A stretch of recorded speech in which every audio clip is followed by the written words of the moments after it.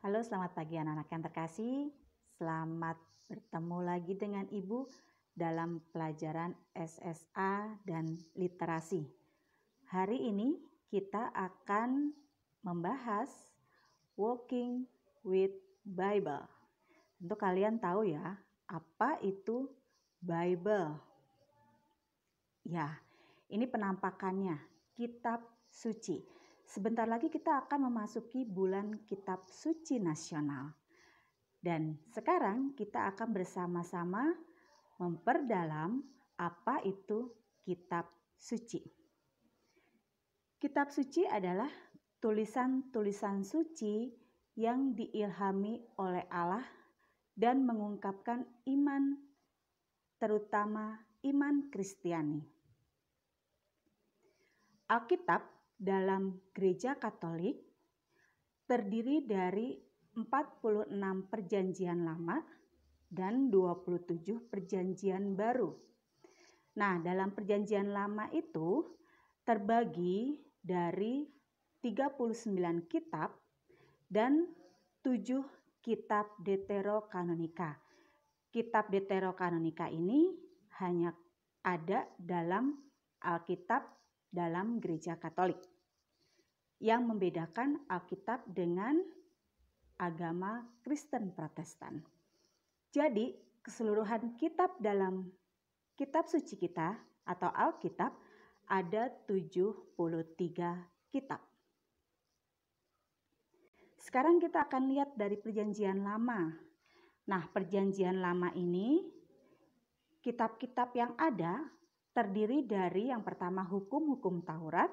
Ini yang berasal dari kitab Nabi Musa, ya. Kemudian juga ada kitab nabi-nabi dan naskah-naskah.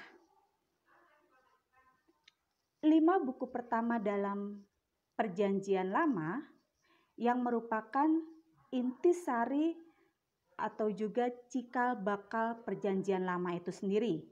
Kitab yang pertama adalah kitab Kejadian, kemudian kitab Keluaran, kitab Imamat, kitab Bilangan, dan kitab Ulangan. Sedangkan dalam perjanjian baru terdiri dari kisah hidup Yesus sewaktu Yesus hidup dan sesudah Yesus wafat. Selain itu juga ketika Yesus hidup, di sini mengatakan bahwa Injil itu adalah kabar gembira yang disampaikan oleh Yesus itu sendiri. Jadi Injil ini lebih menceritakan tentang kehidupan Yesus, ya. Selain juga di sini dikatakan bahwa Yesus sebagai pewarta. Isi pewartaan Yesus adalah tentang kerajaan Allah. Dan Yesus mewartakan bukan saja melalui kata-kata, tetapi juga melalui tindakan. Sekarang kita lihat sesudah Yesus wafat. Injil dipahami sebagai Yesus yang sengsara, wafat, dan bangkit. Dan ini semua diwartakan secara lisan oleh para rasul. Injil itu sendiri adalah kitab suci yang dibukukan. Awal mula pewartaan Injil secara lisan, namun lambat laun sejalan dengan kebangkitan Yesus. Para murid baru menyadari apa yang pernah mereka dengar atau yang dikatakan oleh Yesus, maka perlu ditulis sebagai dasar pewartaan atau sering kita sebut kerigma. Dan kerigma itu sendiri artinya adalah pewartaan. Nah, sekarang kita akan melihat siapa saja penulis perjanjian baru ini. Selain tadi ada Injil yang terdiri dari 4 kitab. Nah, siapa saja yang menuliskan Injil? Ini ada Matius, ada Markus, ada Lukas, dan Yohanes. Dan keempat Injil ini lebih menceritakan Yesus itu sendiri. Setelah itu dalam Perjanjian Baru juga kita mengenal surat-surat Rasul Paulus. Dan cukup banyak surat Rasul Paulus ini, ada 14.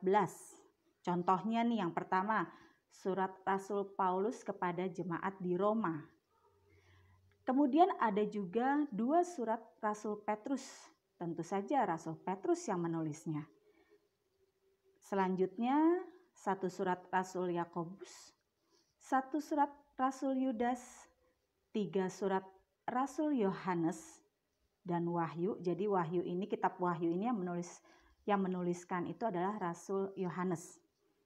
Dan kisah para rasul sendiri yang ditulis oleh Santo Lukas atau Rasul Lukas. Nah, dari para penulis Perjanjian Baru ini ada satu Rasul Yesus, yaitu Paulus, yang menulis paling banyak surat-surat dalam Perjanjian Baru. Sekarang kita akan bersama-sama mendengarkan siapa itu Rasul Paulus. Sebentar ya, kita akan bersama-sama mendengarkan dari Ibu Erna.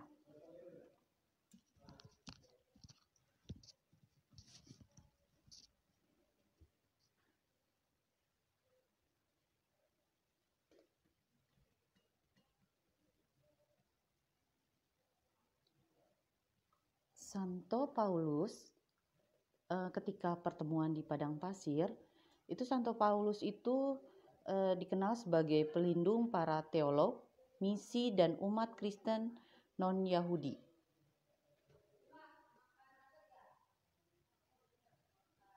Hari itu ada peristiwa penting di Yerusalem. Seorang pengikut Yesus dari Nazaret akan dirajam mati. Saulus tidak mau ketinggalan peristiwa ini. Saulus adalah orang yang sangat taat pada hukum Yahudi. Dia berpendapat siapa saja yang menentang hukum Yahudi harus dihukum mati.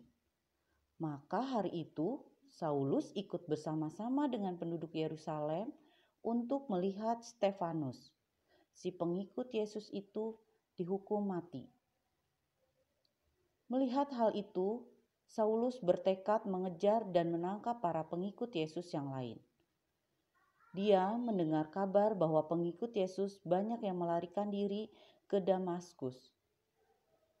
Saulus pun segera menyiapkan kudanya. Dengan tekad untuk menumpas para pengikut Yesus, Saulus pergi ke Damaskus.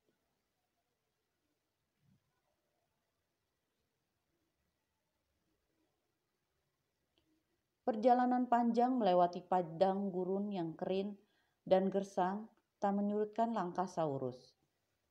Dia terus memacu kudanya. Sudah berhari-hari dia tidak beristirahat. Dia takut para pengikut Yesus akan melarikan diri lebih jauh lagi bila dia melambat. Lama-kelamaan, Saulus tidak lagi dapat menahan rasa haus dan lelahnya. Apalagi matahari padang gurun menyengat dengan tajamnya. Saulus merasa kepalanya bertambah pusing. Tiba-tiba saja Saulus merasa sinar matahari menyorot langsung ke matanya, seolah-olah langsung menusuk ke dalam matanya. Saulus tersentak sambil menutup mukanya. Kuda yang dia tunggangi pun ikut melonjak-lonjak. Saulus tidak dapat menguasai dirinya dan kudanya. Dia pun terjatuh.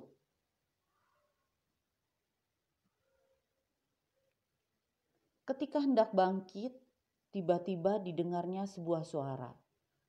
"Saulus, Saulus, mengapa engkau mengejar dan hendak membunuh aku?"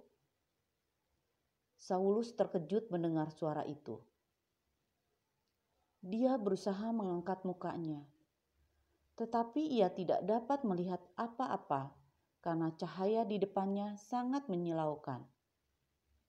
"Siapakah engkau?" teriaknya putus asa. Dia khawatir dikepung oleh penyamun yang banyak berkeliaran di padang gurun.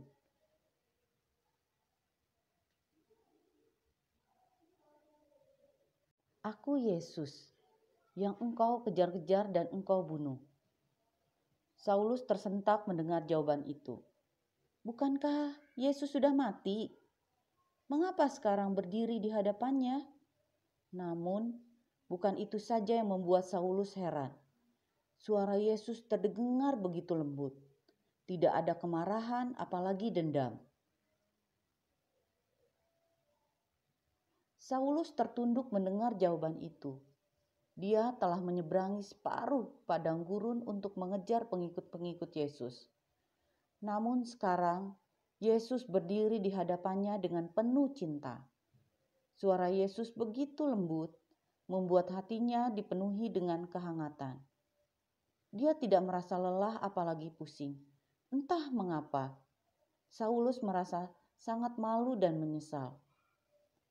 Cahaya di depannya perlahan menghilang. Saulus mengejap-ngejapkan matanya, berusaha melihat sekelilingnya. Namun, di sekelilingnya gelap. Dia tidak dapat melihat apa-apa, dia menjadi buta.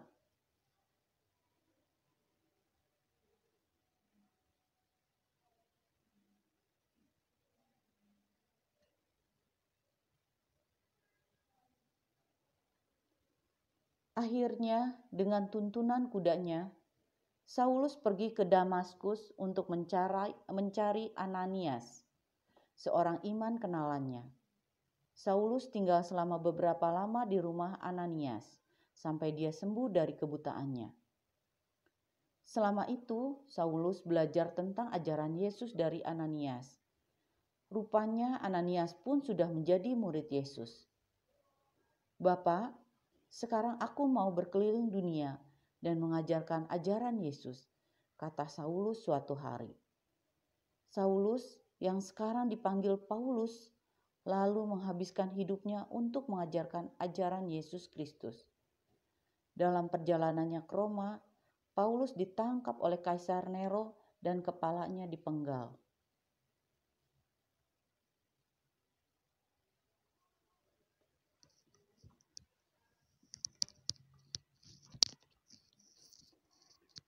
Nah, anak-anak, barusan tadi kalian sudah mendengarkan cerita tentang Saulus yang berubah namanya menjadi Paulus. Awal mulanya dia adalah seorang Farisi, orang yang ikut menganiaya bahkan membunuh para pengikut Yesus. Tetapi dalam perjalanannya ke Damaskus, dia mendapat penampakan suara Yesus. Ya. Nah, karena penampakan itu dan terangnya cahaya yang menyilaukan itu akhirnya membuat mata Saulus menjadi buta. Dan dia harus tinggal bersama Ananias selama 3 hari kurang lebih. Namun matanya dapat kembali lagi melihat. Sejak saat itu Saulus mengubah namanya menjadi Paulus dan menjadi murid Yesus yang setia. Jadi Paulus itu bukan termasuk kelompok ke-12 Rasul Yesus, tapi ia menjadi murid Yesus setelah Yesus wafat. Dan hal yang luar biasa yang dilakukan oleh Paulus setelah dia bertobat, dia mewartakan seluruh ajaran Yesus kemanapun dia pergi dan menulis surat-surat yang begitu banyak kepada banyak orang untuk terus mewartakan ajaran Yesus. Bahkan ia pun rela mati dengan cara dipenggal demi mempertahankan imannya kepada Yesus. Nah, itu tadi adalah salah satu contoh bagaimana seorang Paulus mau mewartakan ajaran Yesus yang ada dalam kitab suci kepada banyak orang. Sekarang kita akan lanjutkan nih. Dalam perjanjian baru, apakah Yesus menulis dalam perjanjian baru? Justru malah Yesus tidak pernah menuliskan satu baris pun dari kitab yang ada dalam perjanjian baru. Yesus juga tidak pernah memerintah atau meminta para muridnya untuk menulis. Tetapi Yesus berkata, "Maka pergilah dan ajarlah segala bangsa," yang terdapat dalam Injil Matius bab 28 ayat 19-20. Dan juga Yesus mengatakan, "Barang siapa mendengarkan kamu, ia mendengarkan aku." Yang ada dalam Injil Lukas bab 10 ayat 16. Nah, dari kedua kata-kata Yesus ini yang menjadi dasar para murid untuk tergerak hatinya menuliskan semua ajaran-ajaran Yesus dan mewartakannya kepada banyak orang, bahkan sampai kepada kita saat ini. Maka dari itu anak-anak semua, Alkitab merupakan firman Allah yang diberikan kepada kita manusia melalui orang-orang pilihannya, termasuk para murid tersebut ya. Alkitab juga merupakan pedoman hidup kita manusia dalam bertindak, berbuat, dan berucap ataupun berkata-kata. Jadi, bukalah selalu kitab sucimu. Nah, selain membaca kitab suci, kita juga diminta untuk selalu berdoa. Di sini Ibu mau menjelaskan sedikit bagaimana doa yang baik itu. Doa merupakan sarana bagaimana kita menjalin hubungan dengan Tuhan. Tetapi seringkali doa ini disalahgunakan. Maksudnya apa disalahgunakan? Misalnya nih, hanya untuk meminta untuk kepentingan pribadinya saja, memenuhi kesenangan diri sendiri, untuk menikmati hidup dan hawa nafsu. Artinya hanya untuk memenuhi apa yang dia inginkan, bukan untuk memuji dan memuliakan Tuhan. Nah, kalau kita berdoa hanya untuk seperti ini, itu sama saja kalau kita tidak menghormati Allah. Doa yang baik itu jadi seperti apa ya?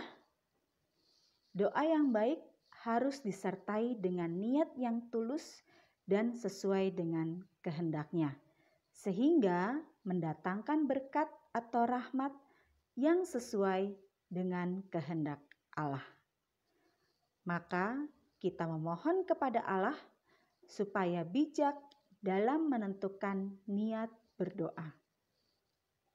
Begitu ya anak-anak ya. Jadi mulai dari hari ini berdoalah dengan niat yang tulus, bukan untuk mencari kesenangan diri sendiri atau hanya untuk memenuhi kebutuhan kita sendiri saja. Nah, sekarang Ibu meminta kalian untuk membuat satu kalimat ajakan agar selalu rajin berdoa dan membaca kitab suci buat anggota keluargamu. Kemudian hiaslah kalimatmu itu ya dalam selembar kertas HVS, kemudian nanti difoto dan dikirimkan melalui assignment atau tugas pada channel BK SSA Literasi. Jadi silakan cari satu kalimat ajakan diperuntukkan untuk seluruh anggota keluargamu ya, agar selalu rajin berdoa dan membaca kitab suci. Begitu saja anak-anak pelajaran SSA dan literasi hari ini. Jadilah anak Tuhan yang baik. Terima kasih atas segala perhatiannya. Selamat belajar, Tuhan selalu memberkati.